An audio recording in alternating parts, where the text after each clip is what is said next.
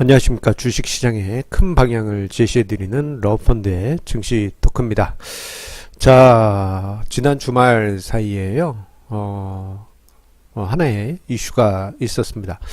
자, 그것은 바로 김종필 전 총리가 별세했다라는 소식이 바로 그것인데요. 자, 그런데 이 소식이 왜 주식시장과 연관이 있습니까? 이렇게 생각하실 수도 있습니다. 자, 지금 현재 주식 시장에는 영향이 없는데요. 과거에, 롱롱 타임 어고, 반세기 전에, 자, 김종필 전 총리와 연관된 여러 가지 일들이 있었기 때문입니다. 자, 오늘은 증시 토크에서 이에 대해서 이야기 드리고자 합니다. 자, 제 영상 오래 보아보신 분은 아시겠지만요. 자, 이 상단에 저의 증시 칼럼의 그 중간 제목 헤드라인이라고 해야 될까요? 그게 이제 평지풍파 금융사라는 것을 아마 보신 분 계실 겁니다. 이게 이제 제 블로그의 제목인데요. 이 블로그를 만든 취지가 주식시장의 이슈들, 역사들 기록해 놓자라는 취지에서 10년 전에 만들 때 그렇게 기록을 했습니다. 그러다 보니까 김종필 전 총리가 별세했다라는 소식을 딱 들었을 때 그렇지, 반세기 전에 증권 파동의 의혹을 가지고 있고, 그리고 반세기 전에 화폐개혁 관련한 이슈 때 핵심에 있었던 인물로 그렇게 기억이 되기 때문에 월요일에 증시 토크에 써야 되겠다라고 생각하고 오늘 글을 적었습니다. 자, 두 가지 큰 50년도 더 됐네요. 56년 전에 있었던 일이 생각났다라고 말씀드렸는데 그 중에 하나가 이제 증권 파동, 그리고 그 중에 또 하나가 화폐 개혁입니다. 이 중에서 이제 증권 파동은 우리 주식 역사를 이야기하는 차원에서 오늘 아니면 쓰지 못할 것 같습니다. 왜냐면 그런 어떤 글 쓰는 계기가 마련돼야 되는데 김종필 전 총리의 별세가 하나의 계기가 되어 주었고, 그 이후에는 굳이 꺼내기는 어려울 것 같습니다. 워낙 옛날 일이니까요. 자, 1962년 증권 파동, 그리고 김종필의 4대 의혹이 바로 그것입니다. 자, 이 1962년 이후 63년 초에요. 그때 당시 김종필 중앙정보부장, 그 이후에 이제 정치권에서 이제 쭉 활동을 하셨는데, 63년에 해외로 외유를 떠납니다. 관련하여서 제3공화국이니 이런 드라마들 예전에 많이 했지 않습니까? 그거 보게 되면요, 여러 가지 정치적 의혹이 많이 제기되면서 중정 자리에서 내려오고 해외로 외유를 떠나게 됩니다. 거의 유람 떠나듯이 몇 개월간 떠나게 돼요. 굵직한 사건들이 있었습니다. 증권 파동도 있고, 그리고 빠칭코 사태, 워커힐 의혹, 그리고 새나라 자동차 의혹 해가지고 4가지 의혹이 있었는데, 그 중에 가장 먼저 언급되는 게 증권 파동 의혹입니다. 자, 이게 무슨 일이었느냐? 이게 어떻게 보면은 우리 평지풍파 금융사를 이야기를 할 때 60년대 초에 있었던 아주 중요한 어떤 큰 사변 수준의 일이라고 할 수 있습니다. 자, 1962년이니까 56년 전입니다. 반세기도 훨씬 더 전의 일이죠. 자, 그때 당시요, 갑자기 이제 시중의 유동성이 풍부하게 넘치고 어느 정도 인플레이션이 이어지다 보니까 주식시장이 꿈틀꿈틀거리기 시작합니다. 61년 후반부터 조짐이 있었어요. 자, 그런데 60년에 4.19 혁명, 그리고 61년에 5.16 군사정변, 이런 일이 계속 있다 보니까 금융시장이 돈을 사람들이 모아두고는 어떤 액션을 경제에 그 돈을 경제에 이렇게 투입하지를 않았어요.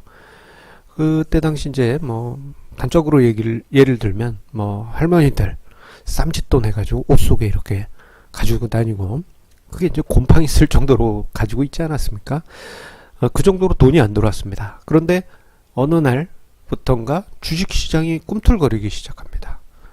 왜냐하면은 그때 당시 상장된 종목 수가 겨우 12개예요. 지금 뭐 2000개 넘어가는 거 생각하면요, 오, 너무 적죠. 그리고 거래량의 93%를 3개 종목, 그것도 뭐 어떤 제조업 기업이 아니고 대중주라고 해서 증권거래소, 연중주라고 해서 증권금융, 한전주, 이거 한국전력, 이거, 예, 이렇게 세 가지만 있었습니다. 자, 그리고 앞서 언급드렸던 이들 종목이 통화량 증가와 그리고 묶어뒀던 쌈짓돈들이 어디에 투자해야 될까 고민하던 중에 주식시장이 폭등을 하게 됩니다. 92년 초부터 해서 92년 5월 직전까지 종목에 따라 틀리지만 120배, 단 몇 개월 만에 이렇게 상승한 종목들이 발생했습니다. 엄청났고요. 그러다 보니까 사람들이 뭐 하룻밤 사이에 월급, 연봉 그 이상 벌었다라는 얘기를 들으니 그 없던 시절에도 투자를 하겠다고 난리가 났었죠. 자, 결국 그 문제는 62년 62년 올해 증권 파동으로 사건이 터지게 됩니다. 자, 이 장면은 옛 드라마인 제3공화국에서 증권 파동 요 장면을 묘사한 장면을 캡처를 한 건데요. 자, 이때 당시 피해자 규모가 5,000명이 넘었다고 하고 일각에서는 수만 명에 이른다라고도 합니다. 근데 왜 이렇게 피해 규모가 컸느냐? 그때 당시 이제 주가를 띄워 올린 작전 세력이 있었을 테고요. 그게 워낙 소수의 종목이다 보니까 가져놀기도 쉬웠을 거예요. 그런데 이제 일반 투자자들도 자금을 투자할 때 이때 당시 외상거래라는 투자가 너무 만연해 있었습니다. 일단 돈도 안 받고 증거금도 없이 증권사에서 막 매수 주문을 받아준 거예요. 그러니까 이게 쭉 올라갈 땐 좋은데 꺾이기 시작하면 대책 없이 꺾이게 되죠. 그래서요, 이 하락세가 63년 초까지 이어지게 되는데 거의 뭐 상승을 시작했던 것보다도 훨씬 낮은 가격까지 추락하게 됩니다. 거의 한 50분의 1 수준으로 폭락하는 그런 상황이 발생하면서 사람들이 크게 손해를 입었습니다. 이 과정에서 그때 당시 뭐 정부도 아니죠. 이제 그 5.16 군사정변 후에 그때 당시 이제 군사정부가 5월 말에서 6월 초에 증시 파탄하고 여러가지 개인 투자자 파산을 막기 위해서 28억 원의 긴급 자금을 지원했습니다. 근데 이때 당시 요 돈이요, 그때 당시 통화량의 10%에 이르는 엄청난 규모였다고 합니다. 그러고도 이게 해결이 안 돼서 63년 초까지도 주가가 폭락하게 됩니다. 그리고 그 이후부터 10여 년간 주식시장은 그냥 개점 폐업 수준의 아주 그러한 나쁜 역사를 만들게 되고, 사람들 사이에서 주식 투자는 패가 망신 지름길이다라는 얘기가 나오게 된 첫 계기가 바로 이것입니다. 그런데 문제는요, 여기서 이제 왜 김종필 전 총리가 왜 등장을 하느냐? 그때 당시 의혹 중에 하나는 여기에 김종필 전 중앙정보부부장이 개입이 됐다라는 그러한 의혹들이 제기가 많이 됐습니다. 그도 그럴 것이 재밌는 것 중에 하나는 그때 당시 중정 요원들이 증권사랑 같이 결탁해서 무엇을 했다라는 정황들이 많이 포착이 됐어요. 그런데 요게 이제 관련된 몇몇 중정 요원들만 관련됐고 위에는 모른다, 이런 식으로 이제 되다 보니까 이게 좀 상황이 모르쇠 분위기로 가는 것과 더불어서 또 판결도 그때 당시 좀 애매했던 것 중에 하나가요. 63년에 김종필 전 총리가 중정부장 자리를 내려놓고 해외로 외유를 떠납니다. 그런데 그 외유를 떠나는 시기에요. 자, 증권파동에 관한 재판이 진행이 되게 됩니다. 예. 그런데 63년에 모두 관련자들이 다 무죄가 됐어요. 그리고 더 결정적인 거는 63년에 김종필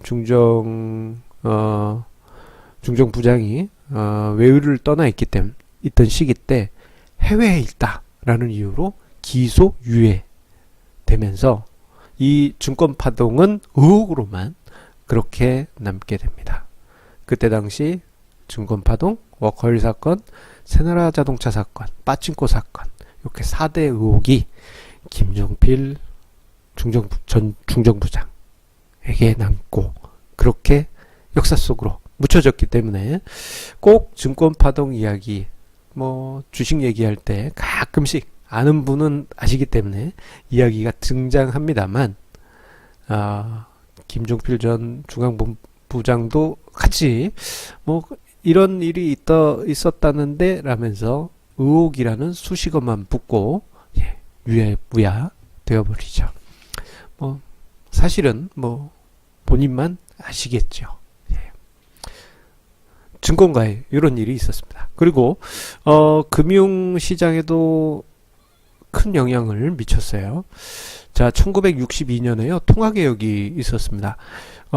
우리나라의 통화개혁은 62년을 마지막으로 해서 그 이후에는 없었어요. 왜냐하면 워낙 그 부작용이 심했기 때문입니다.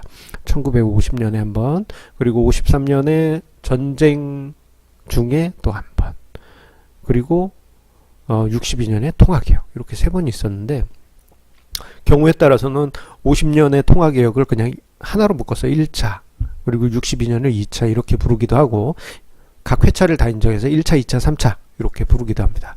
자, 어쨌거나 62년 60 통화개혁입니다. 이 60 통화개혁 때 중앙정보부가 이런 거 보면 정말 많은 부분에 개입되었다라는 것을 느끼게 합니다. 깊이 개입을 합니다. 자, 62년 당시 통화개혁은요, 정말 전격적이고 비밀리에 진행이 됐습니다.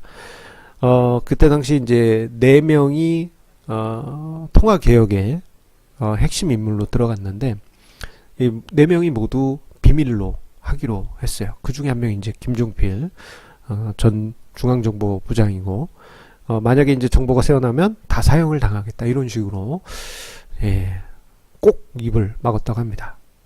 그때 당시 10환을 1원으로 전격적으로 바꾸면서 화폐개혁을 통해서 여러가지 효과를 꾸리고자 했어요. 그때 당시 군사정부는. 소위 이제 화폐개혁을 하면은 장롱 속에 숨겨뒀던, 혹은 할머니들 쌈짓돈에 숨겨놨던 돈들이 나오지 않겠느냐. 그런 돈들이 나와서 경제를 한번 불지펴보자. 그러한 취지도 있었고, 또 혹자는 이제 당시 이제 그래도 화교들이 부가 많았는데, 화교들 돈을 꺼내서 경제를 돌려보자, 그런 취지도 있었다고 하고요. 또는 부정축제자들을 색출하겠다 등등 여러가지 목적으로 통화개혁이 그때 당시 단행이 됐어요. 자, 그런데요, 아무도 몰랐습니다. 심지어는 한국은행, 그때 당시 재무부 관련한 한국은행장도 몰랐을 정도로 통화개혁이 비밀리에 진행이 되었다고 합니다. 그래서 좀 이게 나중에 말이 많기도 했어요.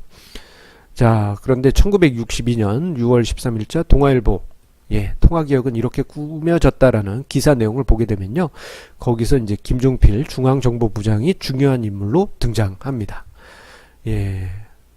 워낙 비밀리에 진행이 되다 보니까 미국의 버거 대사, 또 모를 정도였는데, 이 화폐 인쇄를 영국에다 맡겼대요.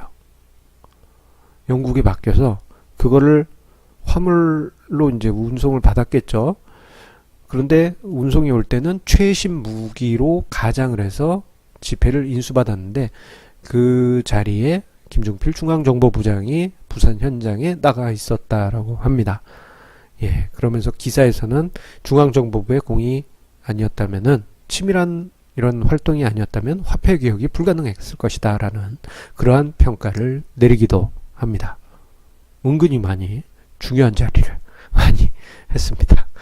자, 그러다 보니까 그 후에 화폐 개혁이 진행된 후에요. 기대와 달리 좀 경제적 혼란과 예상외로 자금들이 시중에 나오지가 않았어요. 그래서 오히려 부작용이 크게 남겨지고 오히려 그 미국에서도 이 화폐 개혁 때문에 오히려 그때 당시 군사 정부에 대해서 압박을 엄청나게 가했던 것으로 그렇게 알고 있습니다. 오히려 인플레이션이 촉발되면서 사람들의 삶이 그때 당시 좀 고생을 많이 하셨습니다. 저의 할아버지께서 이런 경험을 심하게 하셨는데요. 화폐 개혁 직전에 친척 중에 한 명이 딸 결혼한다고 해가지고 돈 좀 빌려달라고 해서 지금이나 그때나 결혼한다 그러면 돈 많이 들어가잖아요. 큰 돈을 빌려줬는데 화폐 개혁 후 몇 년 뒤에 이 사람이 돈을 안 주니까 돈 찾으러 갔더니 솜 한 통 던져주더랍니다. 아니 결혼할 엄청난 돈을 빌려줬는데 말이죠. 예, 저희 집안에 큰 상처로 남았던 것 같습니다.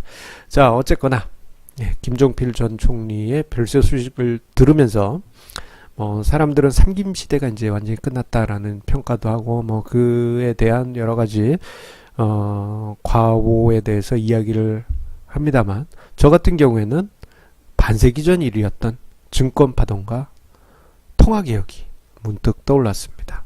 56년 전 일입니다만